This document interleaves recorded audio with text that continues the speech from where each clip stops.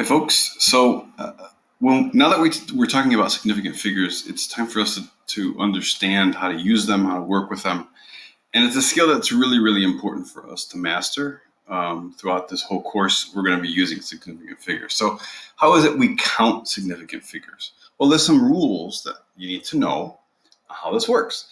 Now, the rules you don't have to necessarily memorize, but you have to know how to use them. And in the process of using them, you'll figure it out and therefore memorize it, really, the process. So the first rule, there's three of them.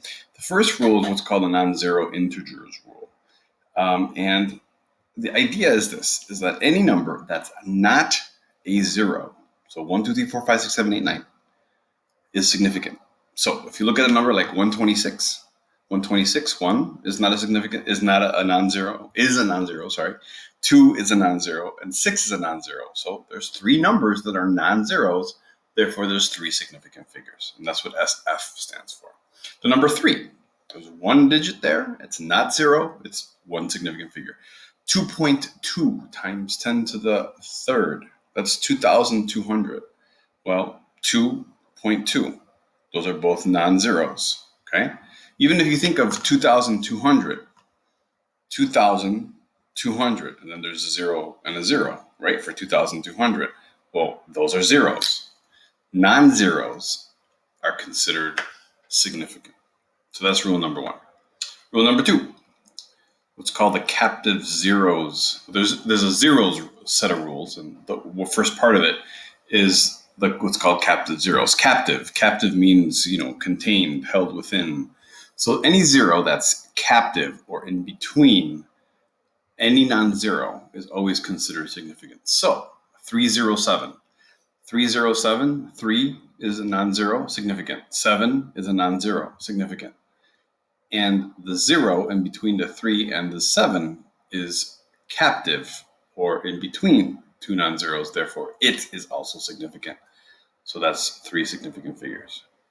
The number 10,008, 1 and the 8 are significant. Now those zeros in between are in between non-zeros. So there's three of them. So together, 5. You have 5 significant figures. And then 50,070, the 5 and the 7 are significant. And then the zeros in between the 5 and the 7 are significant. Together gives you 4. Now how about that 0 at the end?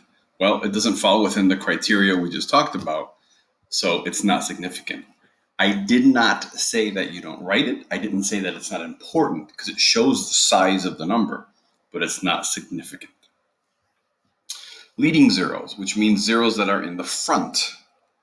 And zeros that are in the front are considered not significant. So when I talk about in the front, in front of what? In front of a non-zero. So any zero, like for example 0.0011, the 1 and the 1 are significant, but the zeros that are in front are not significant. They hold and they're important for place, but they're not significant. Okay.